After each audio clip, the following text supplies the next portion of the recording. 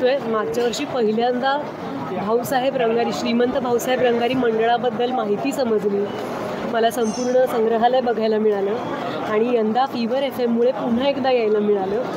यंदा असं म्हणूया की पढेंगे तो बढेंगे ही आमची थीम होती फीवर FM-ची. आज तो पुस्तकाचा यज्ञ म्हणजे पुस्तक दानाचा यज्ञ पूर्ण झाला आहे आणि विविध शाळांना आणि संघटनांना ज्यांना गरज होती, ज्यांना लायब्ररी उभी करायची होती, अशा शाळांना आणि संस्थांना आम्ही ती पुस्तकं दिली.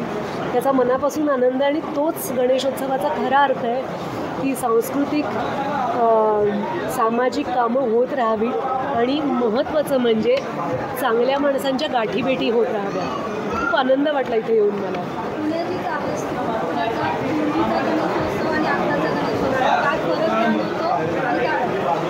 मला असं वाटतं गणेशोत्सवातला जो उत्साह, प्रेम आणि आनंद असतो तो कायम आहे.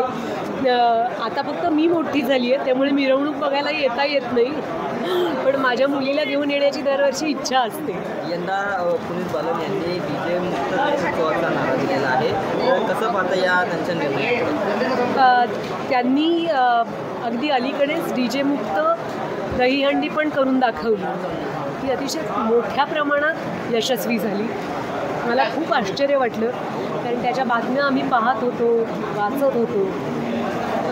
मला असं वाटतं पुनीतजींना मी मनापासून शुभेच्छा देईन कारण पुणे शहरासाठी त्यांनी हे जे काम हातात घेतलेलं आहे त्यातून आपणच सगळे वाचणार आहोत. आपल्याला सगळ्यांना आधुनिकतेच्या नावाखाली वेगळ्या सवयी लागायला लागल्या. त्याची झिंग येण्यापेक्षा जरा भानावर येण्याची जाग आली तर फार बरं होईल. मॅडम हिंदी खूप प्रोजेक्ट्स आहेत. मी भाऊसाहेब रंगारी गणपती बाप्पाच्या चरणी विनंती केली की आता ट्रायल सीझन 2 येतो आहे, तो चांगला होऊ दे. त्यात मी काजोलबरोबर आहे.